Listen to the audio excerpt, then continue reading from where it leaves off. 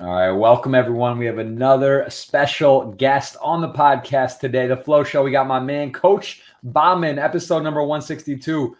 Coach, give me your full name. Give me your energy. Give me what you got. Tell us who you are. Give me the whole thing, man. Good to have you.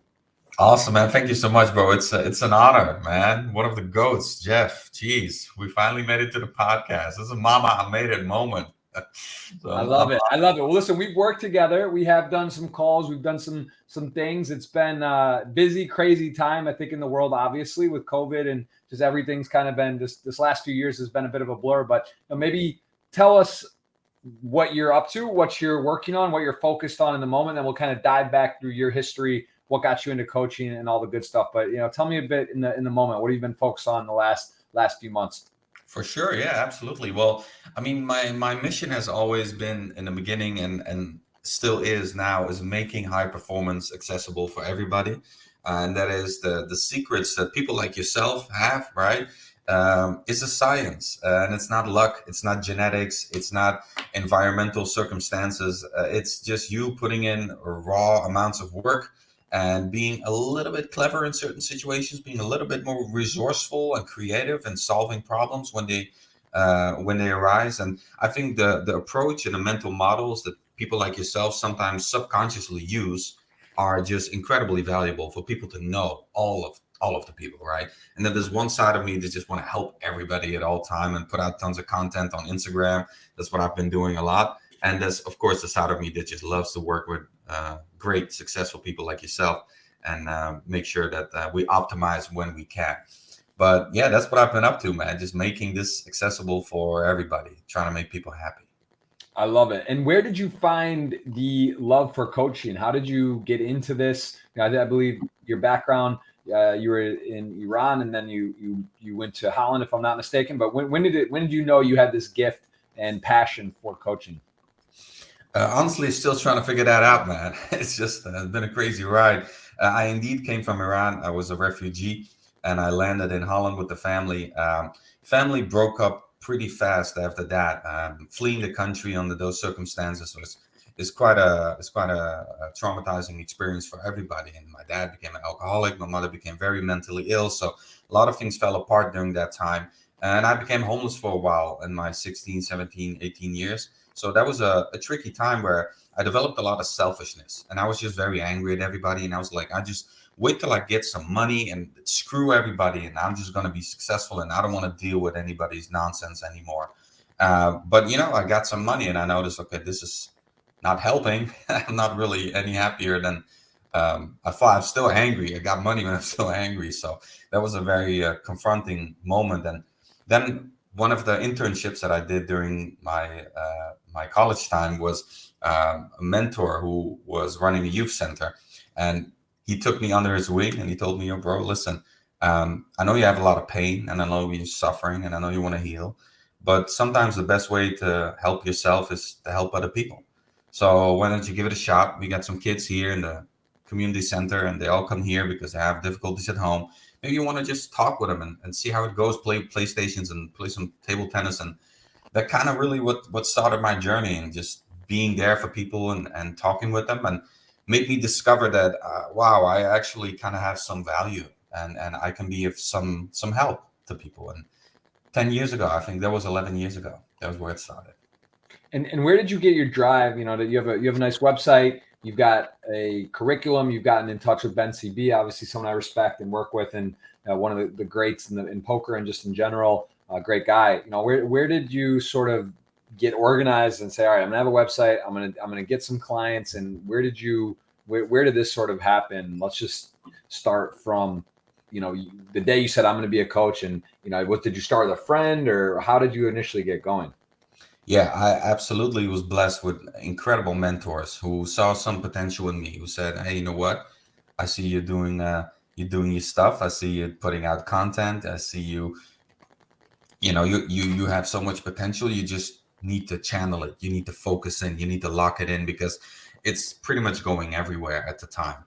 I was doing YouTube. I was doing Twitch. I was doing Twitter. I always had I always had a hustle mentality. And I think that came from being very young and being on my own and just having to figure it out on a very young age. and my parents not really being there because they're too busy with their own problems at the time.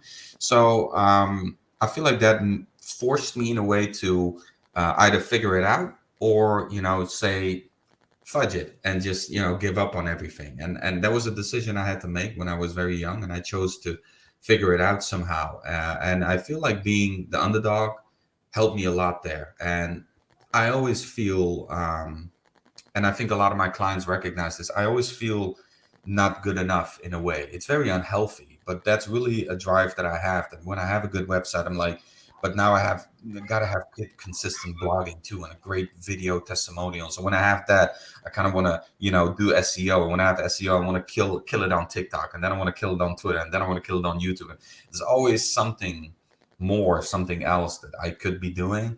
It sometimes eats at me, to be fair, but it's also a good drive to have. Never settle. I like it. And do you find, the relationship with Ben CB, when did you start working with him in particular? And what was that? How did you guys decide to make this, to have this be a part of the Raise Your Edge course? And do you have a poker background? Yeah, absolutely. I used to play a lot of poker, a ton of poker, and I grew up with poker professional friends, actual crushers who's now are living in Macau and Vietnam and crushing it there in the nosebleed, high stakes. And they taught me the game when I was younger, and they told me there's some opportunities here, so maybe you should jump in here. And when I did, thankfully, there was a time where, you probably remember, to the early 2000s, where I think you could even teach a hamster to beat 100 right? So that was just raking in money. And to be fair, that made me really lazy. I didn't feel any urgency to improve my game or to study. I never had that competitive drive of wanting to be the best. I just wanted to make some money and get by. So that definitely killed my career very early, because as time went on, the Europeans came on the sites, and people started to study, and people like yourself started to teach people about the game, and it definitely became better and killed my career. So yes, I had some crazy stories, degen stories, like your vlogs, with cannoli and stuff. I had those moments with my friends, and just beautiful times with a lot of degenerative gambling. But I think that really taught me the approach to poker on a mental aspect of it, not a theoretical. Theoretical, I was never that great, so I always had to find my edge in my mental game, and that was that I'm like incredibly stable, and I don't get tilted, and my ego doesn't get in the game, and I don't make it personal. I don't mind losing a ton of money. I lost rent money before, like grocery money before, like I went through it. It's okay.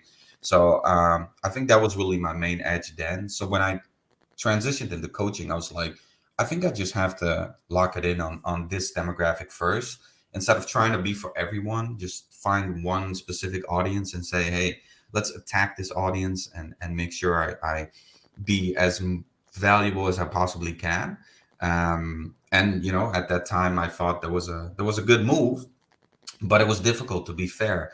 I mean, Jared Tendler and guys like Elliot Rowe, they had this game on lock. They were highly respected, and people knew if you had any issues in that area, you just go to these guys. So I knew I had my work cut out for me. I really looked out to these guys too. I'm like, wow, these are the guys who made poker such a progressive game that if you compare it to chess or any other mental sport, like they're almost like in the Middle Ages compared to like how much awareness they have about psychology and the mental game. Like it's pretty much like golf in a way, how quickly it's developed and how much poker players understand, the mental aspect of it, which I'm really lucky that there's so much space for so many great coaches. And ever since I've been coming up, a lot of other people popped up here and there as well. And it's amazing. We can all win and make money and be happy and be value, I feel. And poker was, for me, it made sense, but the initial grind was just really rough. I remember sending out, I think, around 600 DMs, everybody, just hammering out DMs and trying to be, connected. And now I know it's not the most efficient way to do, but I mean, back in the day, I'm like, how do I get in touch with these guys, So just shout out DMs, just ton of them. And honestly, like 3 people replied, I think. Well, you was one of them. And Ben CB was one of them. He said, hey, looks cool. Want to talk? I was like, hell yeah, fucking Ben CB, man. This is the goat. You know, he's a legend. Well, of course I want to talk, bro. So yeah, and we connected really on self improvement. We connected with his German mindset. I love his German mindset that no complaining, no BS, just do it. You know, put in the work and you'll be rewarded. And that it just really rational and good solid fundamentals. That's what I really love about that German mindset, and Ben has it on lock for sure. Yeah, no, it's absolutely right. I think, it's something that's interesting with poker and mindset. Similar, it's one of those things you can work at. Anyone can always can improve. You can always get better. Whether you're pretty even keeled or not. Do you find certain personalities are like, what's the range? If you're working with a client, you decide to work with someone, like, what is the range within someone that starts, it's like needs a lot of help with control and tilt and all that, versus someone that's already fairly refined, or because I'm sure you can tell pretty quickly. It's like playing poker with someone at a table. Pretty quick. You can size someone up and their general demeanor and mannerisms. Like, how much harder is it to work with someone that's not refined, that has no, from scratch, versus someone that's already kind of working at a high level and just wants to take it up? Like, take a golf score. How hard is it to work with a guy who shoots 120 or a guy that shoots 75, and wants to be the best of the best, and someone who's just trying to get on the map? Well, what do you prefer, and what's more challenging?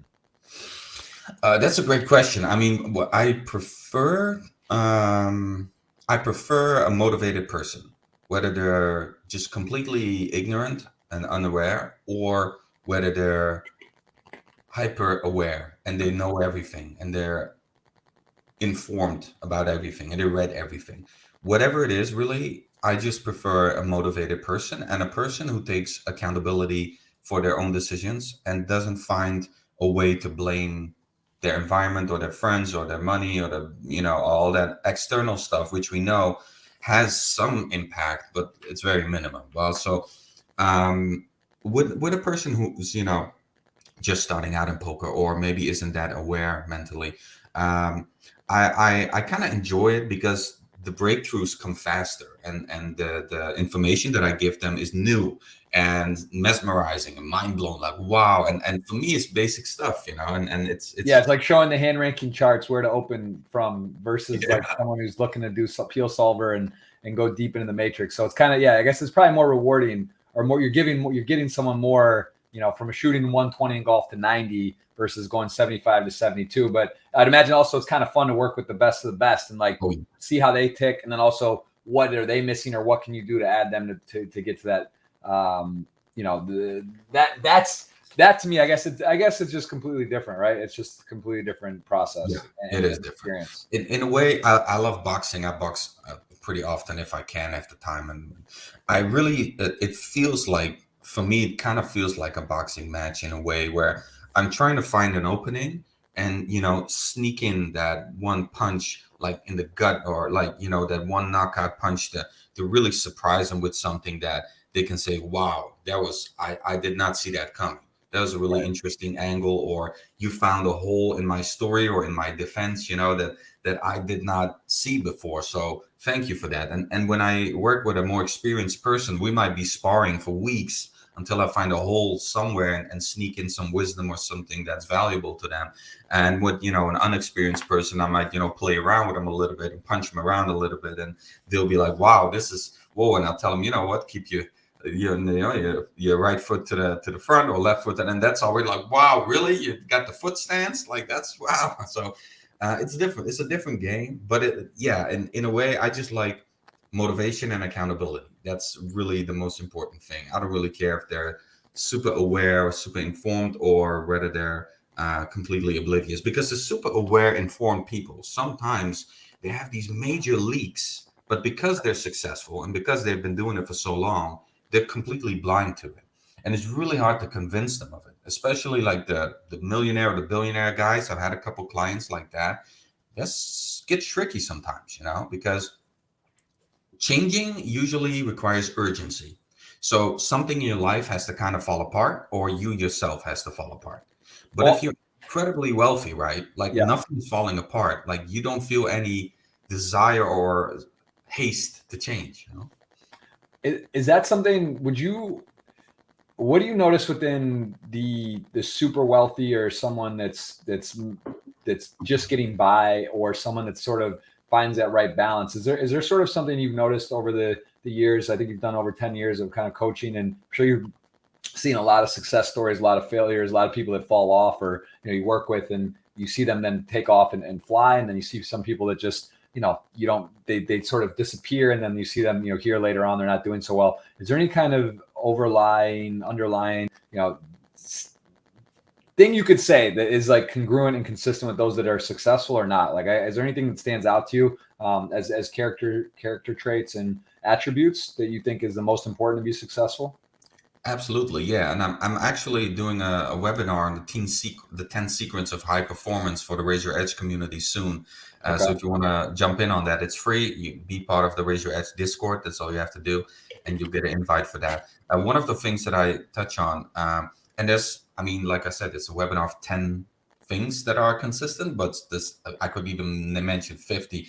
But one of them that I really usually spend most time on discussing is curiosity versus judgment, right? And the example that I use is, if I would present to you right now a concept and tell you, well, I know a guy, my neighbor across the street, he makes around 50 million a year, and he's selling exclusive VIP underwear, like exclusive high-end underwear. You'll probably be saying to me, that's interesting. Tell me more about that, right? I'm curious to hear about that. Now, a quote unquote regular person or a not so successful person would be directly in a defensive state, or at least a judgmental state of saying, I don't think that's right. I don't Right. believe that. Underwear? Really? There's no money in underwear. Like, what are you even 50 million a year in underwear? Mhm. And usually what you see is that a successful person is curious. They don't apply skepticism to everything all the time, right? If they hear a success story or an opportunity, they are open to it and say, tell me more about it, right? Who would have known we would have be selling pixels on the screen for so much money these days, right? But that's because people were curious about it, instead of saying, what the hell, pixels on a screen? I'm not gonna, this is nonsense, right? Or digital money, or, posting pictures of yourself on an app. These are all concepts that are ridiculous, that once were ridiculous, but are now just common staples. And because some people were just curious instead of just. They got that Curious George story read to them as a kid. But it's also, they say curiosity killed the cat. So I think one of the fundamental words and underlying themes too is balance, right? You have to not be naive and silly, and you also have to be curious and find that sort of happy medium, because there are things that are too good to be true or don't make sense. But I think ultimately that is, curiosity doesn't mean that you are gullible or you just believe and do everything, but it means, I think that's like the glass half empty, half full sort of mentality. Do you come in skeptic and everything is a scam and defensive, or do you come in with the willingness and ability to learn and grow? And this, I think, is an important distinction to know that, like, sure, that may not be true or might not be real, or maybe it's only this, but like, I'm curious, I want to learn, I want to understand, and then decide, is it real or not just, no, this is fake or false, or so I think that's really important. I wanted to kind of use, if you don't mind, because I do some videos for Cards Chat each month and talk about various topics or things on my mind. And, having you on here, I would like to, if you're okay with it, kind of get your opinion, your take on this, and maybe use you for one of these videos and segments. So I want to talk about dealing with being, I guess, unlucky, or to talk about variance in poker, right? Let's talk about running poorly. And maybe you could help us a little bit with this segment about mindset and how to approach that. I'm just going to give you very quick on like how I approach it or what I generally try to do, and then tell me how you would think about this or what you do with coaching. But let's just take the World Poker Tour. Just now, Hard Rock 3,500 last week. I play great tournament. You can re-enter day one, end of the day, get in a really good spot, right? You get your money in, 75% favorite, middle set versus nut flush draw, right? You lose. Okay, so it's hard. You got a wife, you have a girlfriend or a spouse, significant other, friends that are sweating you, are very interested in your results. And now you got to drive there, got to drive home. You bust a tournament, you get unlucky, but you play well or get your money in good.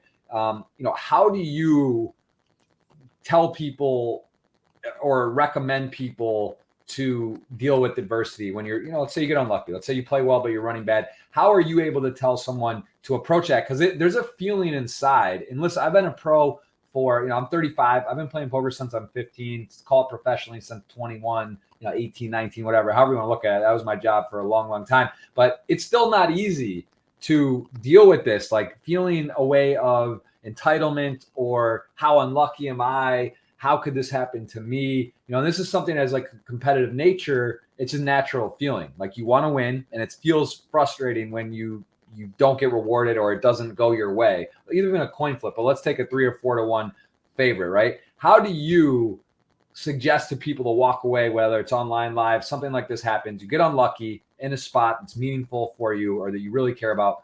What would be your advice or your way to look at a situation like that? Mm-hmm.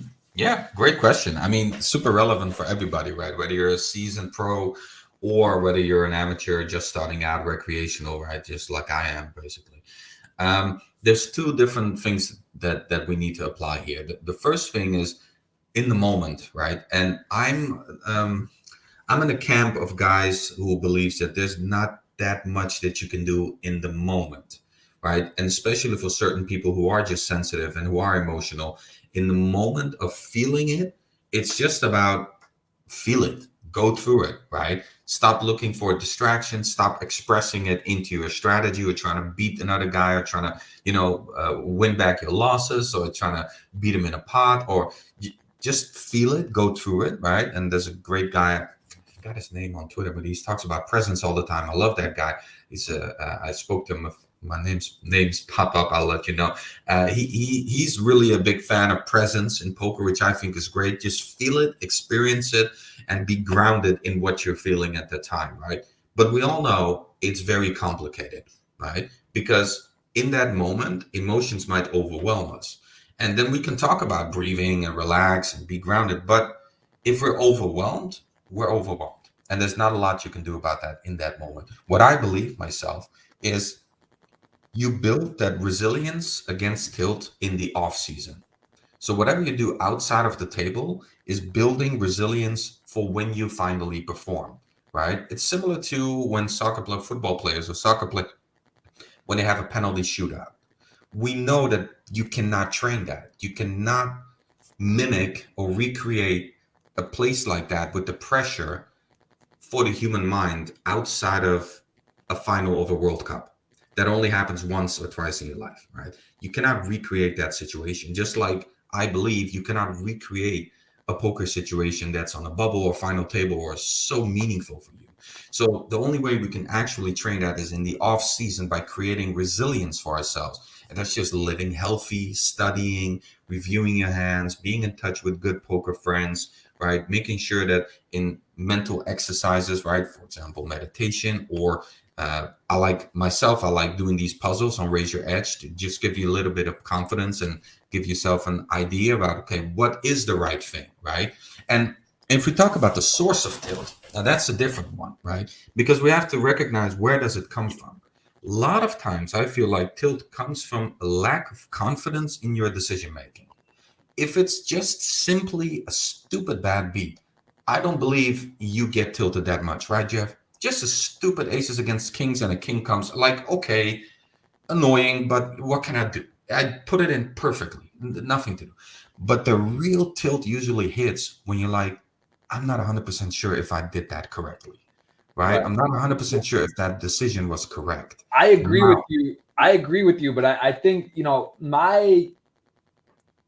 the way I look at it, it's like, I try to look at poker as a metaphor for life with understand. I think one thing I can say, no matter what happens in poker, that if you're able to take this kind of away, that poker is about variance in life. Like, you could say use extreme scales with, obviously health, being alive, the luck, job, career, relationships. There's so many things that if you really look at your life as a whole, you could find things that you're running very well in, hopefully, right? Like, let's say, obviously there's a wide, like, I'm not speaking for everyone and every single thing, but I think if you're in the different pie chart of life, like poker's a very small part. And like when you take a bad beat, I think one way to kind of, if you're fortunate enough to be able to play poker for money, right? Like if you're playing for cash gain money or a tournament and you're losing, whether it's your money or you're staked or you're backed or you have a percentage, like you are competing and playing a game where there's a big prize money,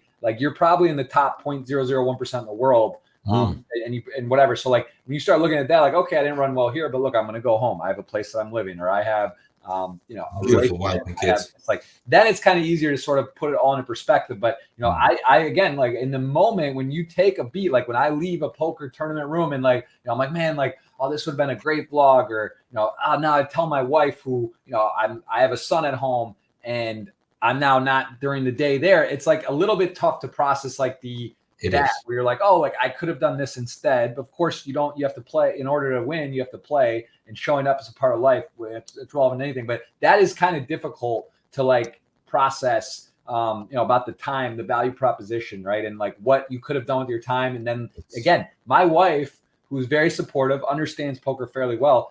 When I come home, she understands, but still it's like, she doesn't want to hear. I don't even want to tell her, just like I don't want to tell my friends I took a bad beat. Or whatever, but like, it's frustrating, right? Because it's like you're playing, you work hard, you study, you do all the right things, you come on time, you meditate, you cold plunge, you do all your workout, you get your stuff, you come in, you're present, you're focused, and then you get it in good and lose. And there is something that is difficult in that to accept, right? So I think that's like, I love what you're saying. I love that message. I just think like that is sort of a difficult thing, and happens, of course, for so much where there's these math equations and formulas and just percentages that collide. Ace King's going to lose to Ace Queen.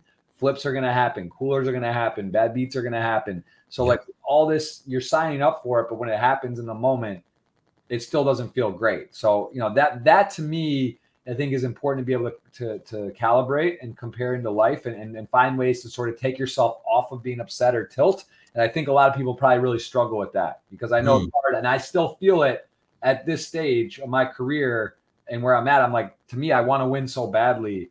It's still hard to deal with the disappointment and defeat, which is tournament poker in particular. That's the majority of the time. You might even you only cash 15%. And then even then you're not usually happy. You final table and you're so close. So only one person wins, let's say out of 2,000 in this tournament, right? But like the top, everyone has different goals. Some are to cash, some are to make day two, some are to do this, some are to make final table. I think that's tricky though, right? I think that's why the mind's so powerful. It's so important to find ways to keep yourself engaged, motivated, and calibrated, because it's so easy to kind of get on a downfall if that hits home. And I think that's easier said than done, to stay happy and positive and focused, especially in the poker environment. It is, yeah. It's incredibly difficult, and that's why I think mental game is so developed and so openly discussed in poker, because it's such a ruthless game, right? And the variance is a very big part of it. I think bigger than a lot of people would like to admit, right? Because for the storylines, it's not fun to say, well, it's luck anyway, because for the story, we want Phil Hellmuth to be a GOAT, we want another person to be great and to win back to back to back. But the variance kind of destroys that story in a way, right? Then we have to counter into that. Maybe they're not really that great. Maybe they're just lucky or whatever. So it gets messy. So a lot of people don't want to touch on it too much, but it is a huge part of it, right? Much bigger part than I believe other sports, even though, we know that soccer and NFL and basketball, has a ton of variance as well. But I believe it's not comparable, right? Even if there was a little bit less variance in poker, then you'll see, man, you would only see the greatest players at every single final table, every single time, not one recreational ever, right? And I've seen some numbers of like poker clubs that people run with like 3 or 4 professionals. The money, even with all this variance, all the money always goes to the pros. Like, that's how crazy it is, that you still have an edge, right? You still have such a huge edge, even though there is variance, and even though you think you're getting unlucky and you're losing a lot to, people doing crazy stuff. But, every time when you get a bad beat and somebody got it in poorly against you and they sucked out on you, that's, means you're in a good game. That means you're in a good environment. You're in the right place. You need to be there as much as possible, right? The more bad beats you get, the better, because that means people doing crazy stuff. That's where we want to be. And we sign up for this variance, right? We know it's an integral part of this game. It's why it works. If there was no variance, I wouldn't play poker. I'm not going to get my ass beat every single day by these pros. Like, what's the use? I'll go play video games or something, right? Like, what's the use for me to play poker if I'm just going to lose and I'm never going to get lucky stuck out of one of these guys, right? So it's the reason why it works. You have to accept it. Right. And I think that's also why it's important to realize, like, it's actually in theory much better if you are getting that beat, because that means you got your money in good. You know, if the problem is you're losing and you're just behind consistently, then you got real problems, right? That's different than getting it in good and losing. But definitely doesn't feel good if it happens in a streak in a row. And you know, it is tricky. What would you say has been the biggest finding with working with people that you have kind of applied to maybe your own life, like where you're talking to people and some learnings you've had? You know, in poker, there's a lot of learnings about, there's a ton of lessons and things you get by studying and approaching the game and playing. What about coaching? What have you taken away from that's kind of been something that you maybe didn't realize when you started or were doing it, but looking after you've done it and done so much of it that you've applied in your own life or taken away as learnings? Interesting. I think the biggest lesson that I've learned is that the problems that people have are incredibly similar. We talk about the problems of a millionaire, a billionaire, or a person who lives paycheck to paycheck. Their problems are quite similar. And the reason for that is that if you don't have any major problems, most likely you will go and try to find problems or create problems, because we people are problem solvers. We need problems to be driven to solve something, right? We can't live without any obstacles or without any problems in our life. We need those in a way. We need to be challenged. We need to be triggered. We need to be tested, right? And if that doesn't happen, then we're going to create those for ourselves. And you see with a lot of successful people, they might not have financial problems, but they'll have addiction problem.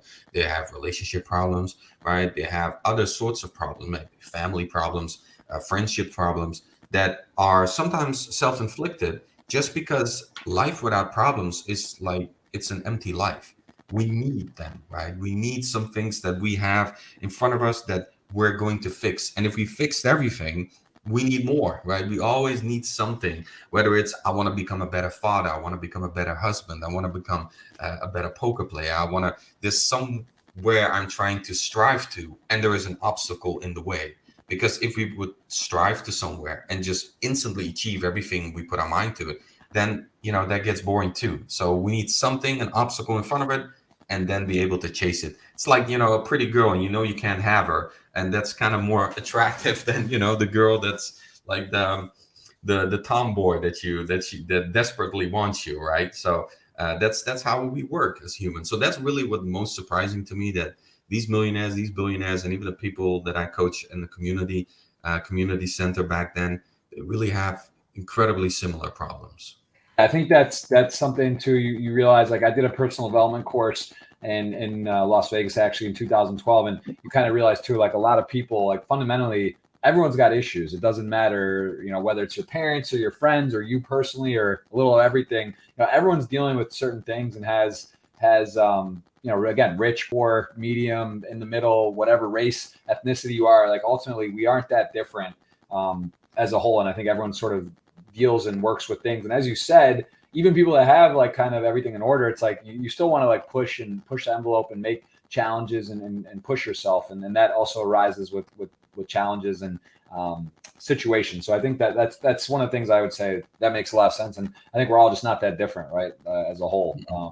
And it's interesting. I'm sure, you know, like you said, it's got to be completely different working with someone who has, you know, I know for myself, I've introduced to a few people, and there's some people that have like their stuff is not together, and it's in that project, versus someone who is like together, but they just have different but similar problems on how to get dialed in. And I think balance, if you wouldn't mind telling me a bit about that, how, you know, we've done some of these evening and morning sheets. I have them actually over here. I don't do it every day, but that is very helpful, and to kind of get you in the habit, and even so, just thinking about it.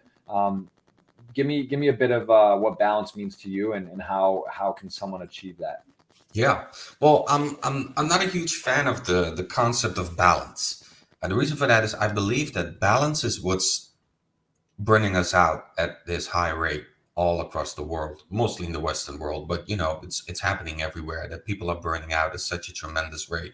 Because I believe that balance promotes doing everything at the same time and doing it good or even, almost to perfection, right? And finding a way to structure your life to do that all at the same time. Be a great dad, be a good poker player, be a good content creator, be a good husband, be a good son, be a good nephew, be all of these different people, and be a good entrepreneur and investor and founder. But we all know it's impossible. We cannot meet every single expectations that people have of us or the expectations that we have of ourselves. The only way we can actually attack this life, I believe, is with harmony, right? And harmony is what you touched on so perfectly just now when you said, I play poker and I come home to my wife and my wife understands.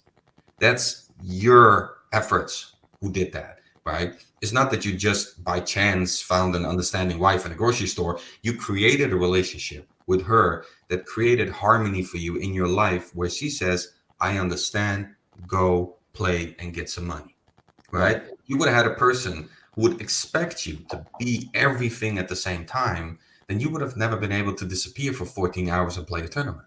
You would feel guilty, right? You'd feel like somebody's pulling at you, or I'm not giving enough to poker, I'm not giving enough to family, and I feel like people are tearing me apart. And then you get burnt out, right? That's how people lose it.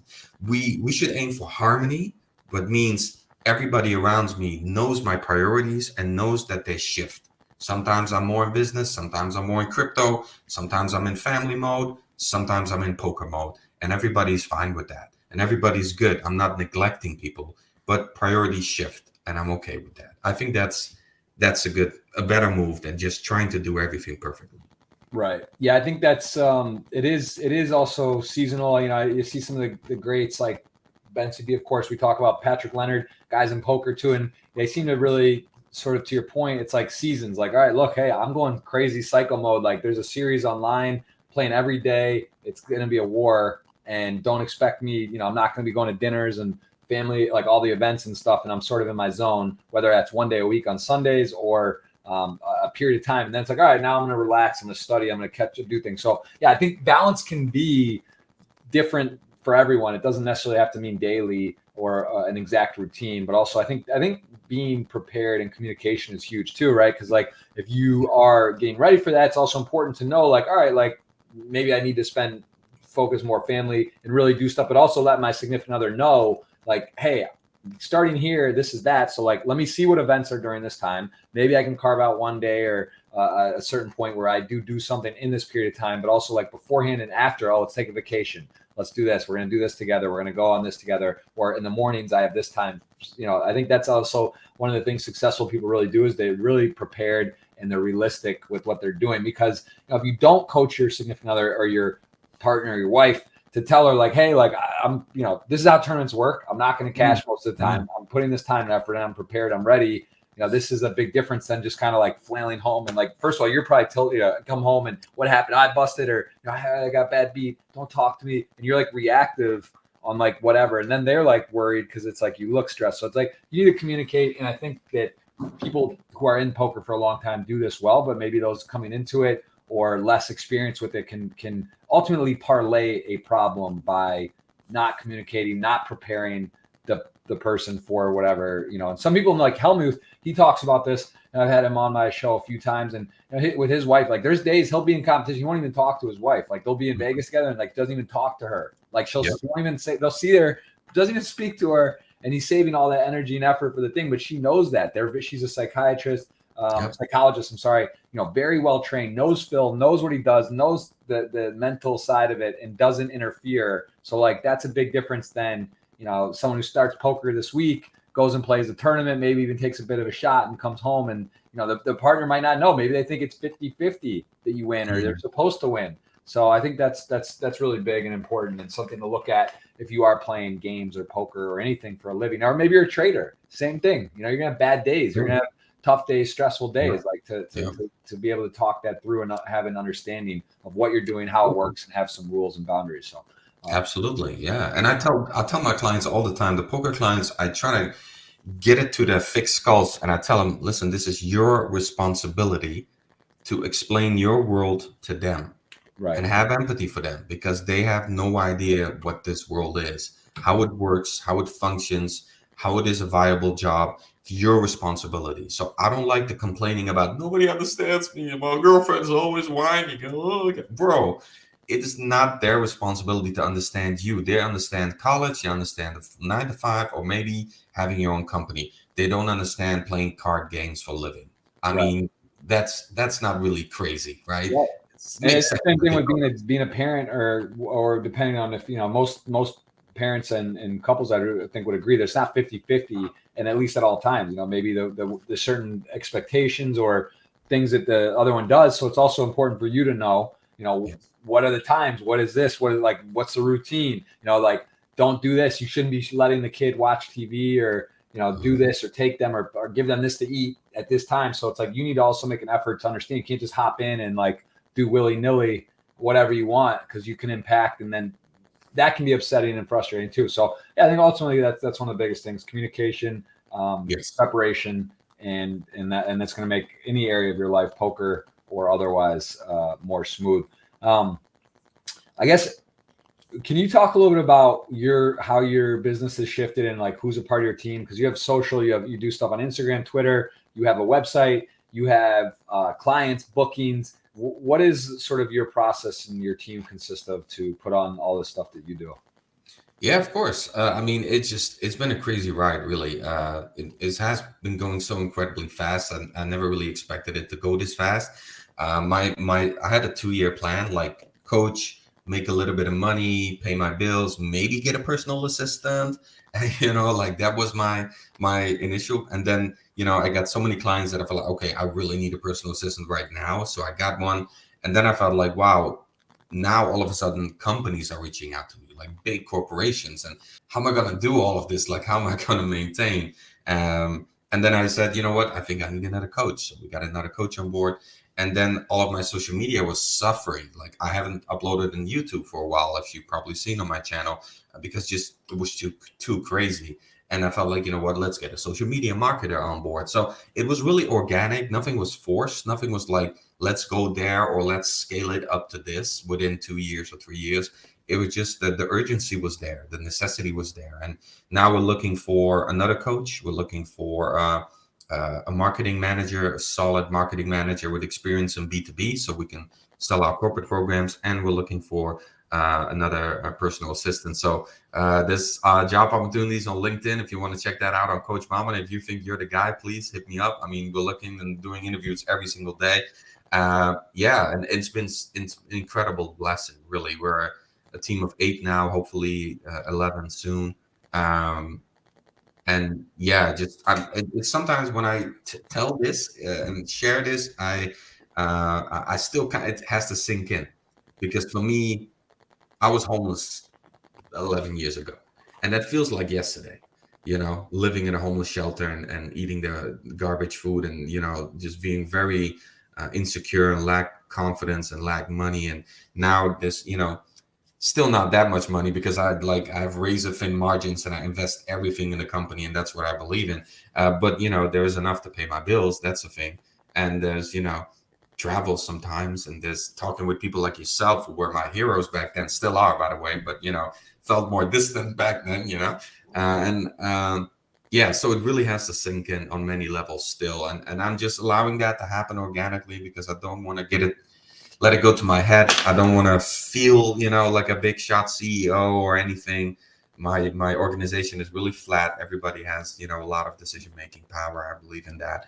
But yeah, some crazy stuff has been going on. But what I really believe is, if you just put out a lot of good and a lot of value and a lot of free stuff in the world, you'll get things back. That's what I believe in. Like, so many people like yourself, but also just random people on Twitter. I coach, like, man. I mean, I shouldn't even say this on a podcast. My shareholders are gonna be pissed off, but I do so much free coaching, and I did spend so much time answering DMs on Discord, and I help so many people for free, just because I love people, man. I love to help, and I don't care if I'm paid or not.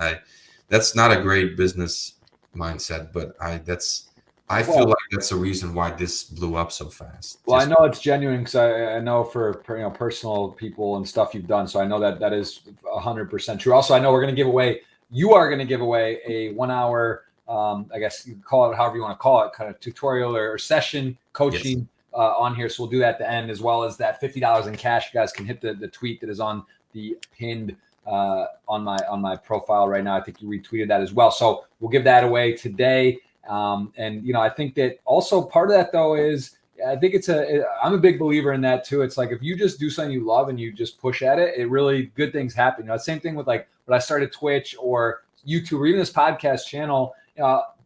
People ask me like, oh, like how much do you make on Twitch or YouTube or even the podcast? Like the podcast, I'm not monetizing in theory. I do have sponsors and like I do some stuff, but to me, it's kind of like I just enjoy it. I want to do it, and I'm sure down the line, assuming it's successful, people are enjoying it and it goes well. Like it could be lucrative, but like that's not my primary motive to do it. And I think a lot of the people that are the most successful, of course, people are hoping start a business or do something they want to make money, but ultimately, if it is something you're passionate about, you love, I think you're setting yourself up for success and doing things. You're kind of always on interview. You don't know when something can break or turn or be a part of, and if you give it your best, it's like anything's possible. So, I mean, I think that's a great attitude to have, and I think that's it goes. Luck is. I believe in that.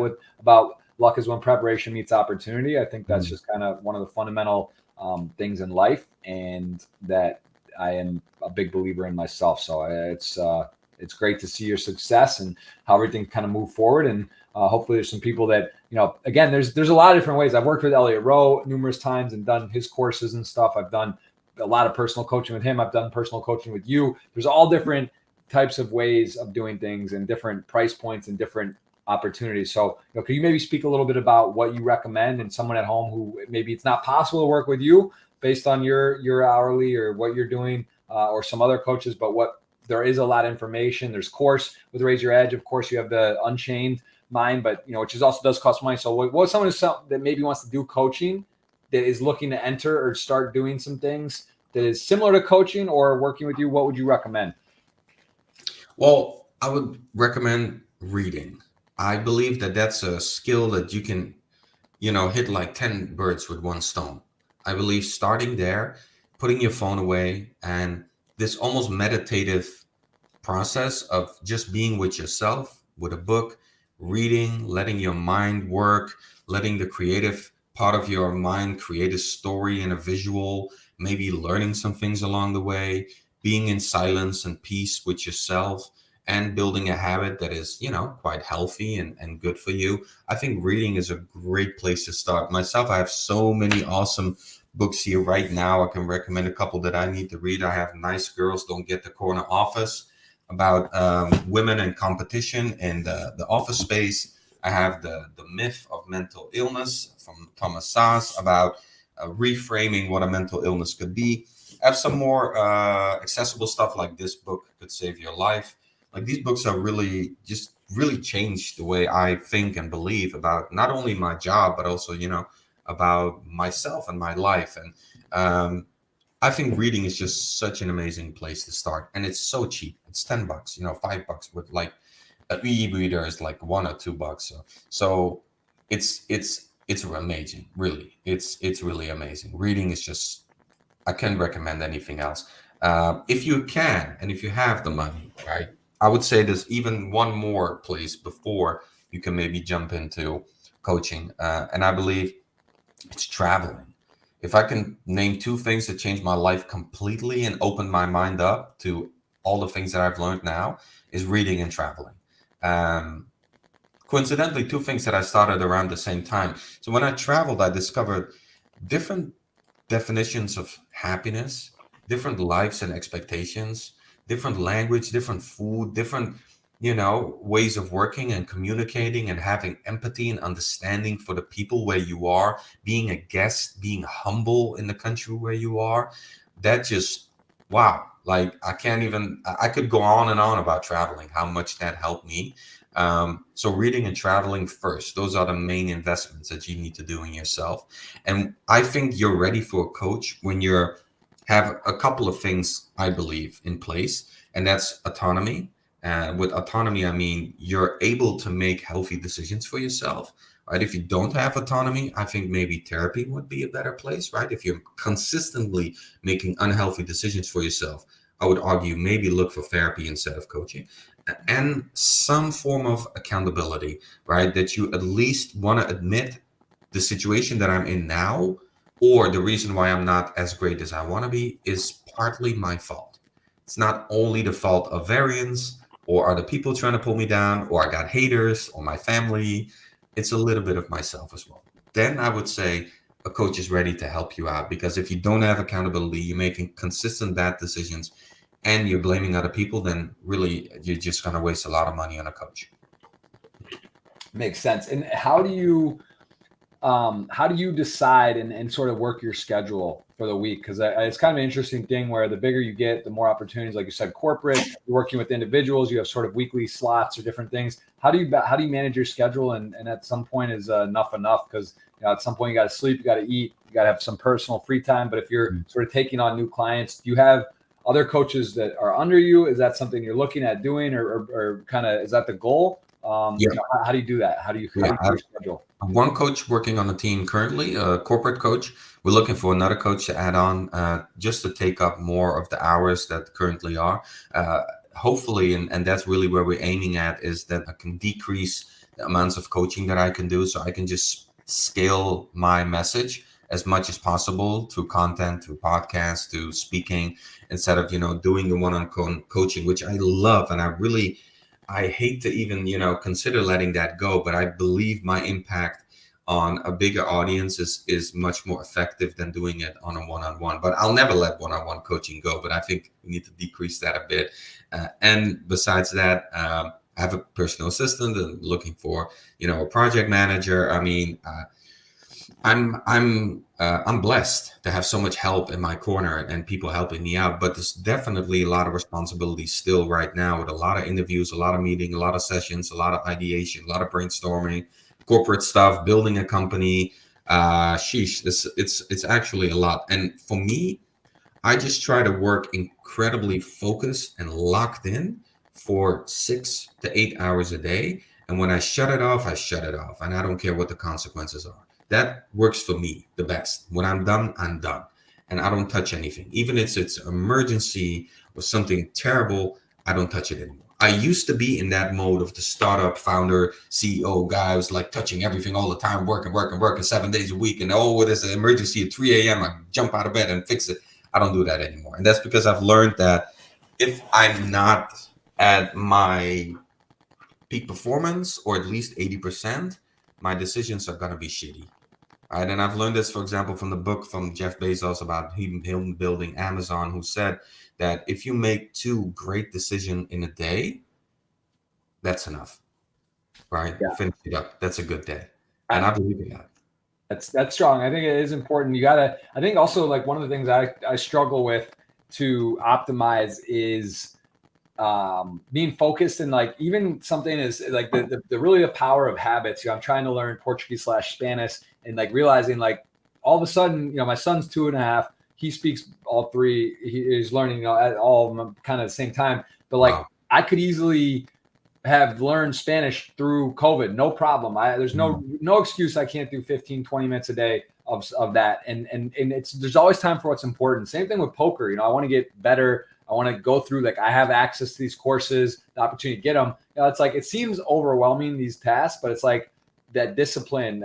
You talk about the discipline muscle, like just being like, look, like, I'm going to, whether I sleep an hour less a day, or, the time wasted on doing social things like media and things, like, block off time, put your phone away, put your computer screen. I got WhatsApp web and Skype and Discord and Telegram and MyGram and YourGram, all these different things. There's so many distractions. It's really, I have a hard time like knocking down a simple thing like doing a course. Like, for me, it's very difficult to do. And I think that's like, it's not a lack of laziness, for lack of, I should say it's not due to laziness, but that focus now, I think it's really hard to find pockets to like really shut off. And I think the best and the most successful players in different, whatever they're doing, are able to sit down and dive in and do stuff. So do you have any tips on that for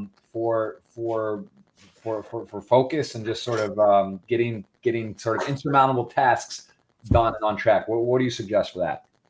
Well, it's really a practice, and the practice starts at removing as many distractions as you possibly can that are not adding to the goal that you currently have. So for me, it meant putting my smartphone in a different room than my office.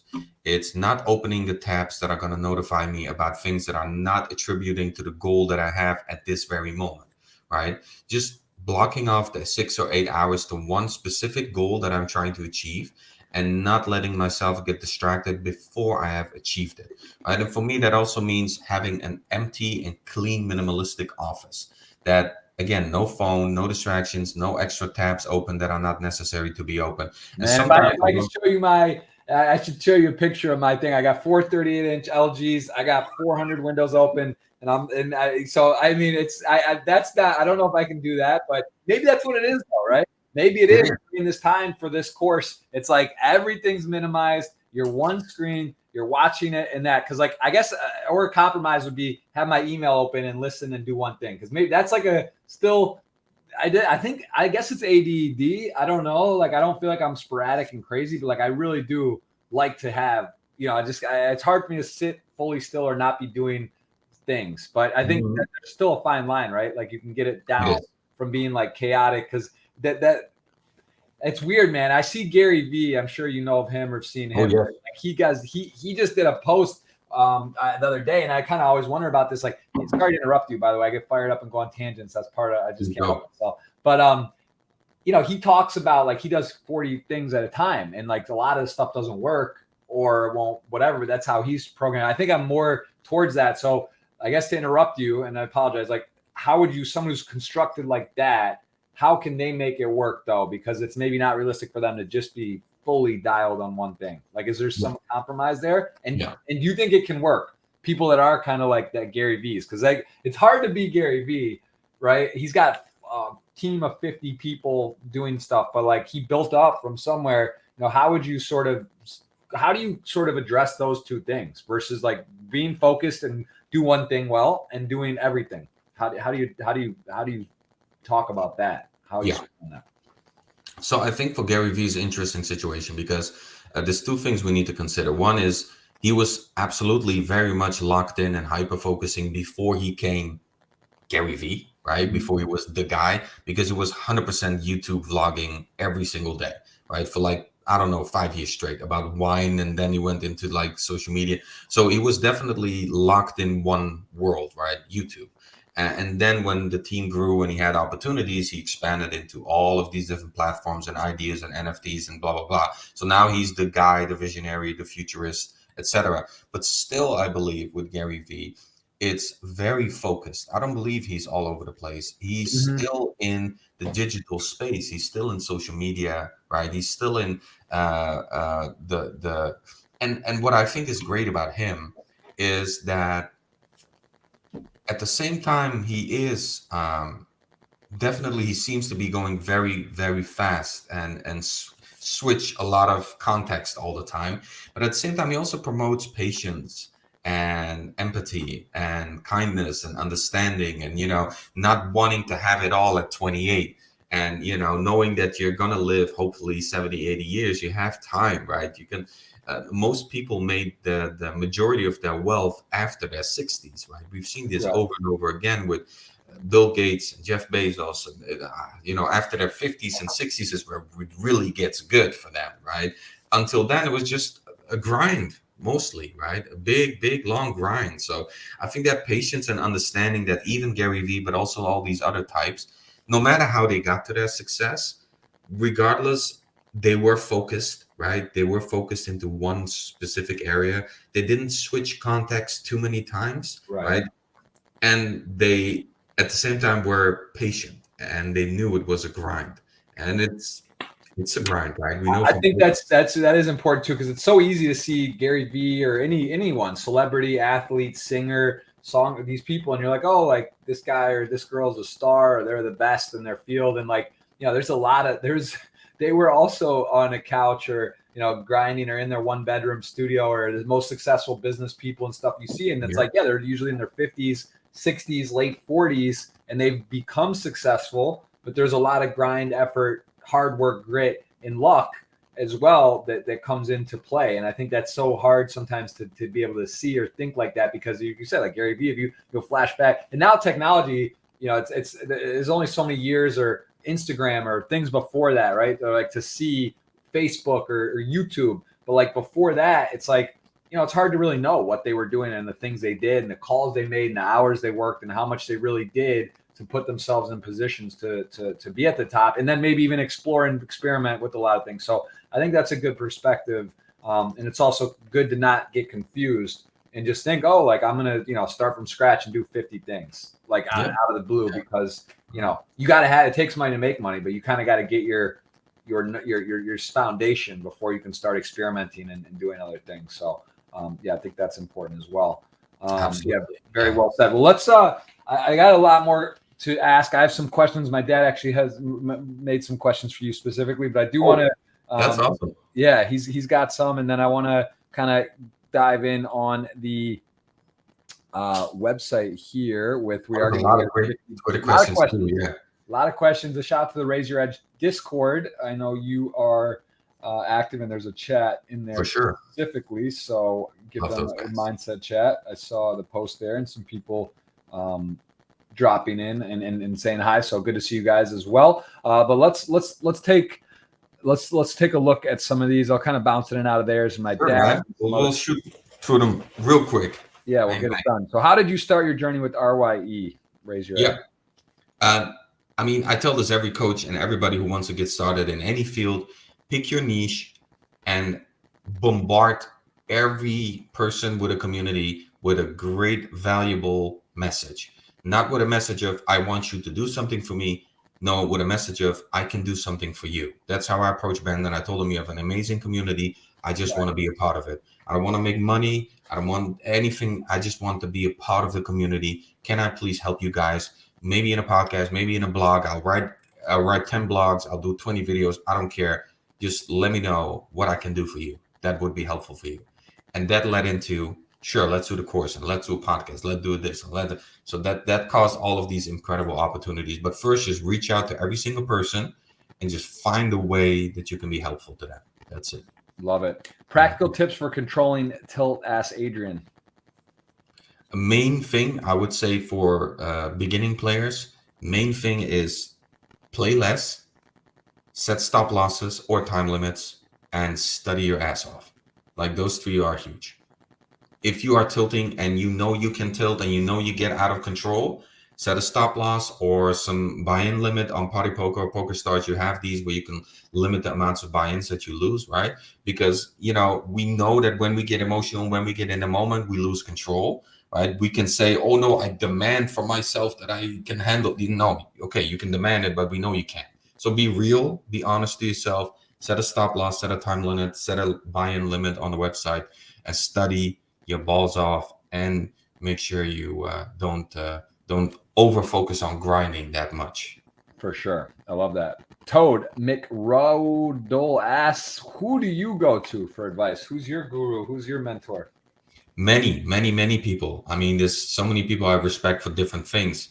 And I don't even sometimes have to ask them for advice. I just look at them, right? And I know, for example, when I watch your vlogs, for example, and I'll put you on the spot right now, but I'll tell you what I've learned from your vlogs and the way you carry yourself and the way you are in a poker community is that the amount of leverage, social leverage that you created within not only the poker community, but so many incredibly successful people around you is just mind-blowing to me. And I feel like that social leverage that you have, that likability, that people just know who you are, what you stand for, you're authentic, you're honest, you no BS. That thing can get you success in any field in the world, I believe. Just people seem to be drawn to you. And there's some magic behind it, but I also believe that that's really conscious effort of your knowing how to make yourself of value for people and knowing how to treat people and knowing how to not rub people the wrong way and be empathetic towards different profiles of people, right? And that's just the genius, really. Well, I appreciate very kind words. And I mean, I I got to say, I really do. I've appreciated the time we've worked together so far, and it would be amazing to get back on a scheduled weekly thing, and also find some other ways to work out. I know we've been trying to do this podcast for a while, so I do appreciate you taking the time. Anytime, brother. And we'll be, gonna don't make me tear up, man, on my own pod, but very kind words. I appreciate that. And, right back at you. I know everyone you work with, and Ben, obviously Ben, who I respect and regard as one of the greats, just not only poker players, but people, for him to decide to use your skill set and put you on as the featured for the course on Raise Your Edge, Unchained. Obviously that's a big testament to your point. It's like by association, certain people and solid people that have a reputation built it. If you're aligned with them and a part of their beliefs, their core beliefs, then it says a lot and sort of is a strong endorsement in its own right. So yeah, congrats to you for that partnership and just for all your success and journey. And we'll keep plugging some questions here. And Awesome. yeah, guys, please feel free to still get the retweet out. And he's going to give Coach Bahman's going to give away an hour of his time, which is very valuable, more than any giveaway I'm doing in cash. So that's something you can capitalize on. We'll do that at the end. I don't know if we'll do it we can either do a separate one or for the $50 plus the cash. Really give someone a double whammy. We'll decide at the end, but let's keep these going. Tell us what it's like to take care of the most important part of a poker player's life, which is mental health. If you could give us some tips, that would be awesome too, from Renato. Hectic, but it depends though. It depends. I work with some guys who are in the private cash game circuit, and I also work with some guys in the tournament circuit. So it's different. The tournament circuit is very explosive. It's like busy, and then nothing, and then it goes crazy, and then nothing. So like it's these sprints of high performance for like a week or 10 days, and then they have nothing for a couple of days or maybe even weeks. But with the cash game guys, it's almost like consistent, and it's very flexible in a way that they can be messaged or called at any time, and they just have to show up and play their hearts out.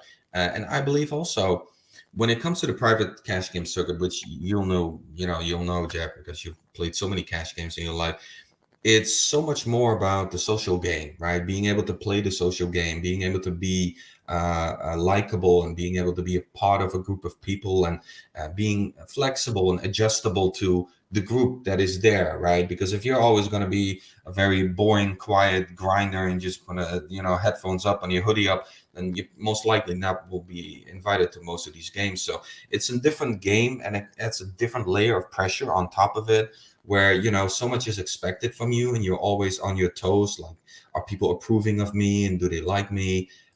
So yeah, it really depends on what kind of grinder we're looking at, right? I absolutely agree, and I couldn't be saying it better. It's super important, and you gotta take it all in. You gotta really be cognizant of your doing and how you're showing up to people. That's a big part of poker in the process, especially when you want to do it for a living. It's not always about getting the most EV or every spot. You gotta whether it's how you're showing up in the tournament or in a place that you're playing with people or a cash game, you just don't always want to try to take the best of it, and try to be aware that other people are there. Like, maybe it's not their living, it's for their entertainment, or they just want to be around. And how are you fitting into that equation? Let's take another question here. What's the best way to describe your work process? Well, I'm purposely not licensed. I have been trained as a coach / counselor, but I'm purposely not licensed. And by that, I mean, I don't do medical advice, and I don't follow the rules of like a licensing organization. And that's because I don't want to be locked in this, this box of this is your treatment, or this is the amount of treatments that you're able to offer to somebody, and that's it. And if you step outside of that treatment, you're liable of, lawsuits or problems with the client. I'm really comfortable in being flexible and just being able to adjust to what the client needs without stepping into that medical sphere. Because I always say, if it gets too heavy, I want you to go to a medical professional and get some real professional medical help, right? Because coaching has its limitations, right? Coaching is for example, people like yourself who have things in order, but they're looking to optimize things, right? Coaching is not the best decision if you want to start from square one, if you want to start from zero, right? We want to be at like 40, 50, 60 at least, and then we can work together. And I mean, here are all, I mean, I can show it right here that all the books are right there, and I pick them up every time and I read through them and I study constantly. Like I don't stop studying ever. When I get into a situation with a client and it's complex or I don't know what to do, I just dump in the books, I study, and I try to, become as valuable as possible all the time. That's awesome. What's the age range in the clients you work with? I've been working with teens most of my coaching career when I was working for organizations, so I'm really comfortable with them. I like working with especially smart kids. They're usually a lot more susceptible to change, and their behavior is a little bit easier to influence, and they're not so rigid as with older adults like 30, 40 plus, who are usually more rigid and stand firm in their own beliefs and hard to persuade otherwise. So I like working with younger people, especially if they're high performance, like a chess player. Then it's actually not that much different, surprisingly enough, from an older person, because they experience the same things like tilt and performance and A game and competition and beating people and winning prizes, studying. So yeah. That's cool. I mean, chess and poker definitely have a lot of similarities too. I think, and it's great to see both kind of growing and flourishing in the moment. Give us a piece of advice to be successful, asked Forrester. Do you have any just a tip? Someone's looking for a push, a kick. Wow. One piece of advice. That's interesting. I if it has to be one thing, I would say, if you're looking for a purpose, if you're looking for some good, reason to work, to live, whatever you want to do in life, I believe a good purpose always includes helping other people. I believe if your purpose just not has any aspect of helping other people, most likely it's not a good driver for your life. You're chasing something that is selfish, that potentially might get you somewhere, because selfishness or selfish pursuits like fame, money, validation, they can burn quite heavily and intensely, but they burn out quick as well. We know that, right? You've gotten some money in your hands. I've gotten some money in my hands. We know how it's actually scary how quickly you get used to big amounts of money, right? 50K, 100K, a million, like those amounts, you will get used to them very quickly. It's really scary. And that's something that I've learned in my career as well. But helping other people, you don't get used to that. People telling you, Jeff, you changed my life. Thank you so much for existing, for doing what you do. That feeling, that never gets old, I believe. Makes I mean, it's true. Giving is better than receiving. I think there's a shift. We can all remember that as a kid with Christmas or holidays and getting your birthday presents or whatever it might be, and then what it's like. I know vividly when that transferred, and I think that's something that for some it hits home more than others. But it's also like getting gifts is cool, especially something you like, and it's nice. But it's also like to give someone something, whether it's your time or affection or love or whatever, or a gift. I mean, it is a lot more rewarding. Like it's a lot more fun to do, and I think that's something important to think about, because maybe for some people too, it hasn't happened, or you don't feel that way. I think that, like, if you really think about it, though, that is it just does feel a lot better. Right, most often given tip, kind of what you're just saying, sort of falls in. Most profitable format in poker tournament for you. What about PKO tournaments? Do you play? I mean, are you used to play? Do you play any, or not really anymore? Yeah. I love to play. I really do, but it's been really difficult now, especially since where PokerStars has been taken away from us now in Holland because of licensing issues. I always used to play on PokerStars. I don't know what the situation with Party Poker and the license is, to be honest, but it's just a really tricky situation now in Holland with the licensing. But when I used to play tournaments where I just felt comfortable. And for me, mostly that was fast tournaments, because that would make my decisions very easy, right? If it's fast, if it's turbo, if you don't have a lot of chips, you don't get in a lot of these crazy big blind pot positions, where people can put pressure on you. So I feel like that should work for you. I would say just play tournaments that you at this time feel most comfortable in. Right? Don't force yourself into a deep stack tournament if you're not comfortable in that. Don't force yourself into a hyper tournament if you're not comfortable in that. Just play whatever you're comfortable at, because at the end of the day, you gotta enjoy it first. Right? First, you gotta enjoy it, and from that enjoyment, we can study, we can improve, we can become better, we can grind, we can take losses, we can come back. But if we don't enjoy it, then forget about it. Absolutely. I love that. How many poker players are you working with at the moment? Poker players are a tricky bunch, because they disappear and then they come back all of a sudden. So like they disappear for a couple of weeks and do their own thing, and that's it's completely expectable, because they got a lot of stuff going on and tournaments and stuff happens. So that it's not that structured, their life, right? As a corporate coach, I'm used to doing 10 weeks and everybody shows up on the dot at 9 a.m. or 10 a.m. and they're there 5 minutes before, they're waiting, and then exactly at the minute of when the session ends, they're out. They're really trained. Like the corporate people are amazing. But currently, I think we're around,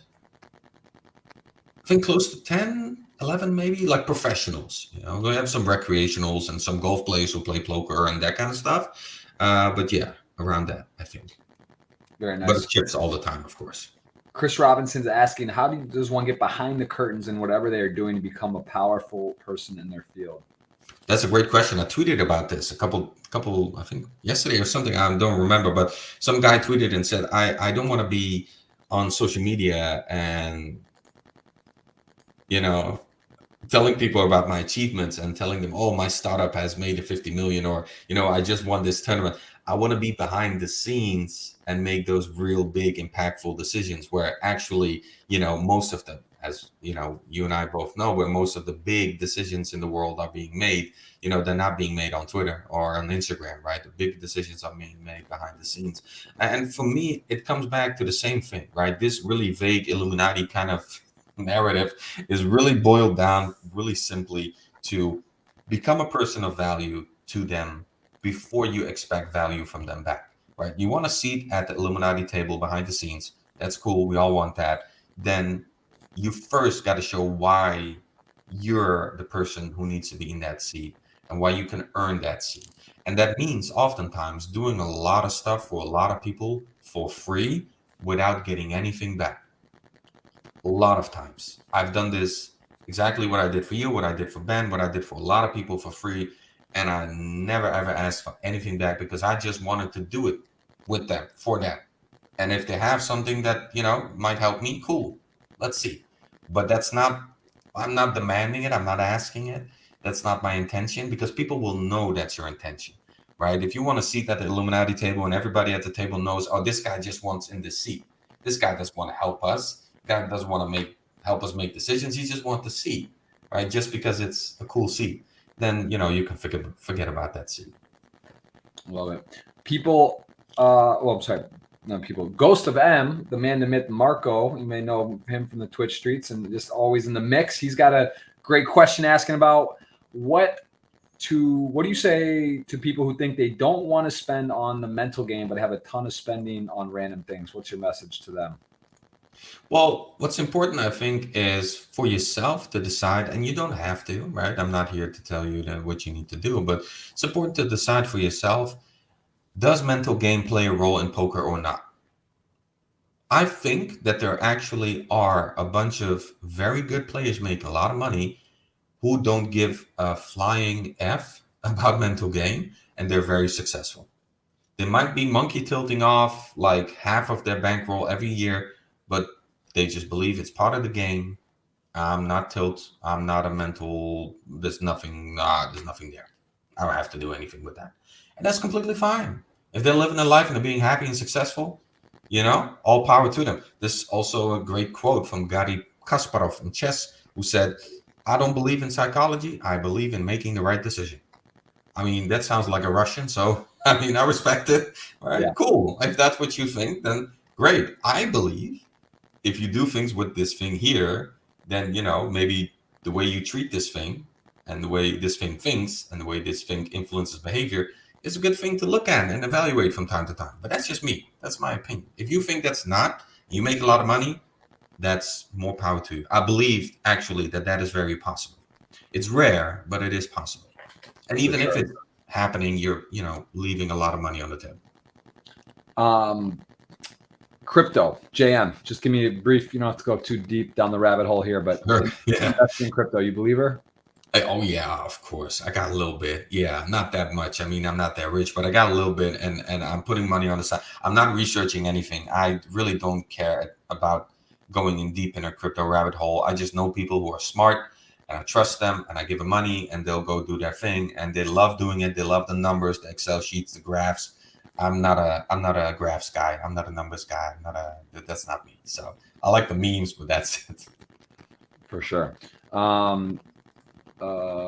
me see. We got some great questions. Let me just take one or two more. And then I did want to ask my dad had a couple. And okay, well, here's one about sports. So what do you stay active with any exercise in particular? Do you have a routine daily, or do you play any sports? Yeah, I post on my Instagram stories sometimes when I, grab my phone in the gym where my personal trainer will smack me, but sometimes I sneak a picture in, and I do weightlifting and I do boxing from time to time, which I really love. I love boxing much more than weightlifting, but I just know weightlifting is a more effective use of my time. But yeah, I really love boxing, especially with my wife. It's just awesome to fight with her and spar with her. That's sweet. What about your best book? What's your number one recommendation books? Oh, it just changes all the time. But if a person would say, I don't often read and I want to get a ton of value out of one book, then I would say this book could save your life from Graham Lawton. That just has very short chapters of everything that you can imagine, like the truth about fasting, the truth about salt, the truth about antioxidants, the truth about hunger, fat, carbs, sugar, like everything, and it touches on all the research that is done around that topic. And also, I believe Sapiens is incredible. Just understanding human history, the history of us as humans, and why we're motivated to do certain things and why we're driven to do certain things, that it's actually traceable all the way back to caveman times. That was really insightful. So those two, I would say. Very cool. How would one become a coach? If someone out there wanted to become a coach, how would you suggest that? So my personal, not my professional opinion, because I have a coach on my team who has a lot of licenses, and she's just incredible, like such an animal, killer, killing it. But for me personally, I'm not a big believer in licenses. I'm a big believer in real practical experience. So I started volunteering, simple as that. I went to a community center, and there's probably a couple of in your city as well, Jeff, right? Where there's a community center, people who, for some reason struggle in life, they come by, drink coffee, talk with people, and they just get supported in some way. I think become a community coach, get in a community center and tell the people, I want to help and I want to talk to people. That's where you start. Just help other people for free. And is there? I mean, so that's very interesting, and I love that. It seems like a great idea. But is there? So there's no, like, in terms of license, or how are you qualified to, like? I mean, how are you deemed qualified by that, or is it just like at that point they're you're offering your time? You seem like obviously the same person. They like basically there is opportunities for that. I just don't know how that would work. Exactly. Yeah. So in the community center, when you start as a volunteer, you don't need any licensing because you're not doing any treatments. You're just there. For me, I went there and just organized table tennis tournaments, just as a way to help kids and be of support to them. Then, of course, later on, I got a ton of education and studying and licensing around when I became, an inner city youth counselor. But before that, there was no licensing at all. And now, of course, as a performance coach, there's not really any license that you need for a performance coach, right? You just need to know your shit. And, thankfully, I know my shit because I did it for a very long time. And I have a background in counseling and a background in community coaching. So that's, but I don't believe you need it, because if you say, well, I'm a woman and I want to help women through their divorce, you know, if you Right. don't do therapy, then you might be incredibly valuable to women going through a divorce, right? Or, you know, I'm a guy and I want to help kids who grew up with parents with a lot of money and who are not so nice to them because of that.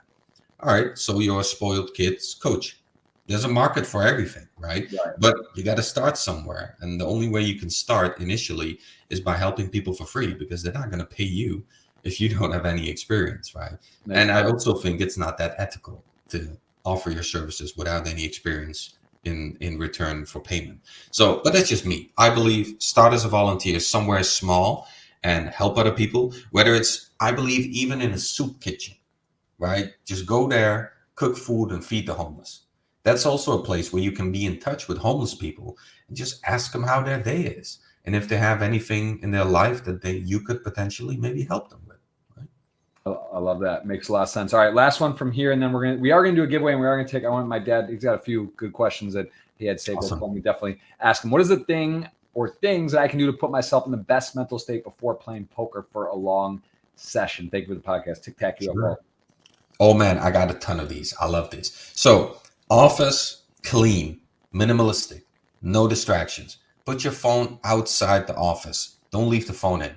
Don't open extra tabs that might entice you to check any notifications. If it's music, make sure it's something like Spotify or something that is not a portal or gateway to, you know, like what they call a gateway drug, like weed, like, you know, a gateway to other distractions, right? Make sure everything is locked out as much as possible. Get your bottle of water, right? Hydrate. Make sure you don't do no caffeine stuff, because caffeine goes up and then it tanks, right? So we would like some energy that is more sustainable over the day. For example, lion's mane, I use that myself. It's a great natural replacement for caffeine. But there's other things as well. Just be open-minded to replacements for coffee. I think that's a good idea. I don't know if you've seen this. This is, I got to give a shout out. I use it. You've probably seen Phil Helmy talk about it. Brain fuel.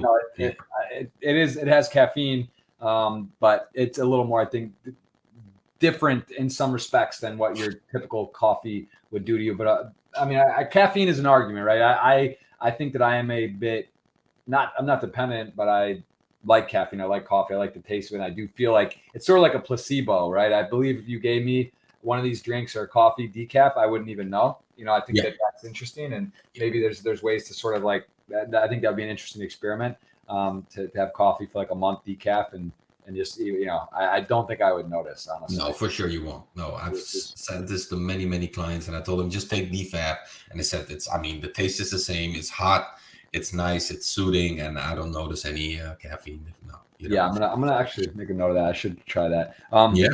Very cool. All right. Well, I'm going to ask a couple more here. We're going to queue up this giveaway. So I'll give everyone one more chance here to go ahead and get in on that. So a lot of people, a lot of engagement. You can see the Raise Your Edge community strong. A lot of people going ham. Very, very, very strong. So we'll copy that. I'm going to load it up. We'll let you do this. I'll ask a few more questions, but I do want to get this queued up. At least $50 in cash plus 1 hour of coaching from my man. We didn't put it in the tweet, but if you're here and you're live, I maybe have to make it like redeemable if you were live here and win. I don't know, but you did offer an hour of coaching, so we'll figure out a way to do that. I'm going to load it up before I let you select when. And then in the meantime, I want to ask a few more questions here if you're good. You good on time? Sure, man. Keep them coming. All right. So you played competitive poker and then moved away from the game into coaching. Did you decide that you didn't want to put in the effort required to become a top poker player, or was there some other reason? Was it that you were like, man, this just isn't going to be for me, or was it just that coaching sort of pulled you so strongly? I think partly it didn't feel super aligned with who I was. I was not always super competitive. I was not always really driven to make money or to be free, or, you know, to live the poker lifestyle of being able to travel and stuff. I'm like, I like my cat. I like my wife. I like being at home. I don't mind not traveling for like 6 months. I have other friends who like get itchy if they sit at home for 2 months, but I'm like, I'm cool. I love my wife. I love my cat. Everything is good here, man. I get itchy when I'm away for like 4 weeks. You know, I get like, I want to go home. So yeah, I'm not, I never felt the compelled about that lifestyle, but definitely a part of it was also, I don't think I'm made for this. I don't think I'm cut out for this, because this is just intense. It's crazy. And I never really had a lot of money in my life. So losing a couple hundred in a day was very painful. And I could never overcome the pain. Even if I had a bankroll 5K, if I lose 500, I was like, oh man, this hurts. It's so hard for me to get back into that mindset of, it's just money, it's just chips, just focus and study. And yeah, I don't think, and even if I would have done it, I don't think I would have been happy doing it. I'm exactly where I need to be at. Perfect. Well, I want to talk again about the discipline muscle. You talked about this. You said some poker players struggle with this because their personalities may not thrive with authority. Does this mean successful poker players need to learn how to be disciplined on their own, and without it, they will struggle? How does this issue with discipline work itself out with many of the top players? This is from my dad asking about this. And great, man. Papa Gross, that's an amazing question. I love that stuff. So what discipline is, well, let's talk about freedom first, because that's the fundamental we need to understand. Discipline is not necessary if you don't have freedom, right? Now, to explain this, if you have a job that tells you what to do every single day, 9 to 5, show up at 9, work until 5, do these specific set of tasks, go home at 5, do whatever the hell you want, right? Then discipline is not that much of a priority. If you can just show up at 9, then most of the things will be managed for you. Your calendar will be managed for you. Your effort will be managed for you. And also what is expected from you is managed for you, right? Now, when you take all of that away, and we're now in a space where we're completely free to do whatever we want, whenever we want, however we want, discipline now becomes important because we don't have any authority over us to tell us what is healthy for us. Right? There's a reason why we start kids and put them in the classroom and then put them in the office until 70 years old, right? This is because this process of school to work to retirement, the process actually minimizes the problems that a person experiences. Problems, social problems, usually happen in places where there's a lot of unemployment. People sit at home, too much freedom, they don't know what to do with the freedom, start drinking beers or using drugs or going insane or beating up their wife. Right?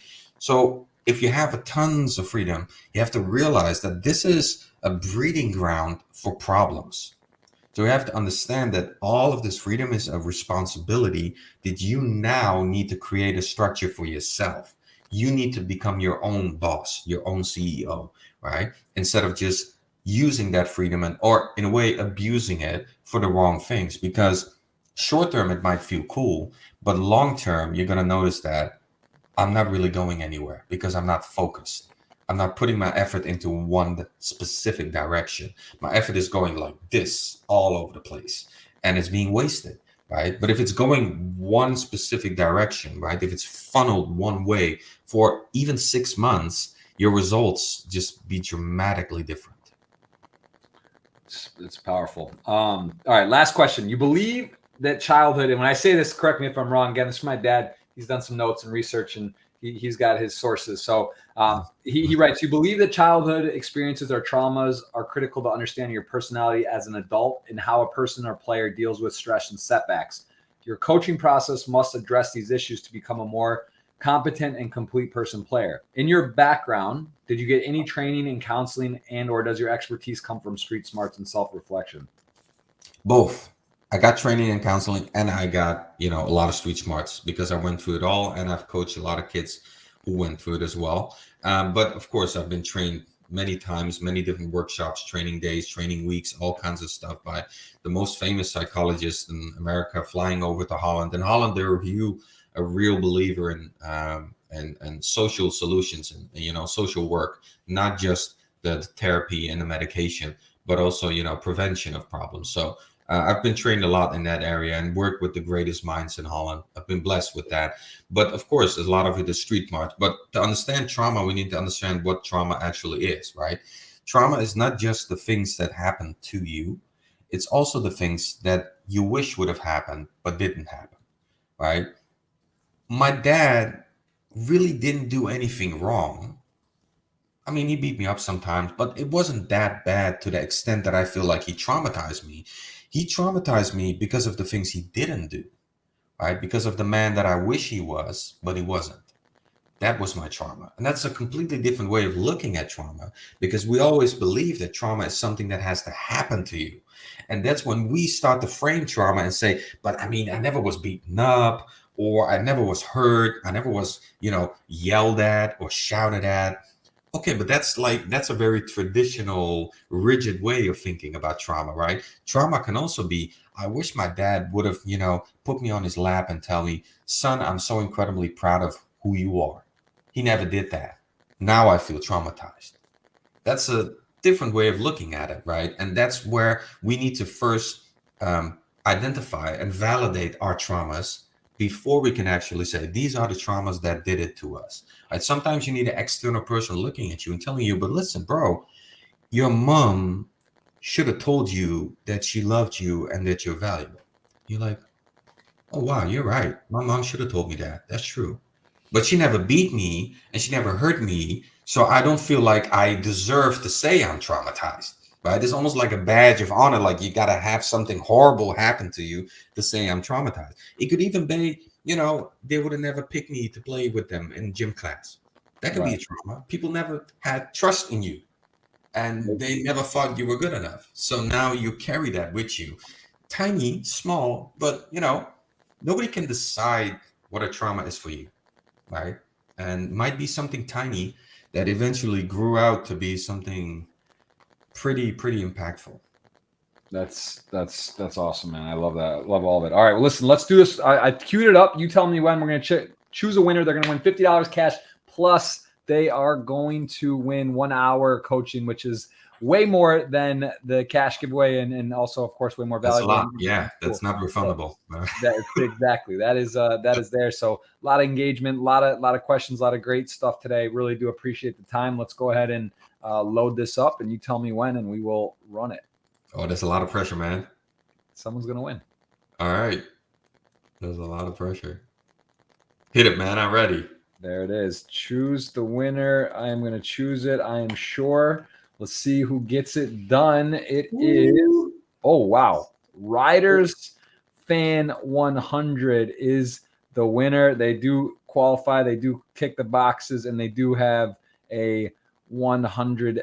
I'm sorry. Well, they have a $50 cash giveaway. It looks like they're into NFTs. Maybe they'll be buying some NFTs with that. We're gonna directly message them and let you know, and then also get you. Looks like he's won before. Some guys just have all the luck. Look, he's won a $55 ticket multiple times, third time winner. Some guys can do it. Energy is powerful. God, that's back to back to back.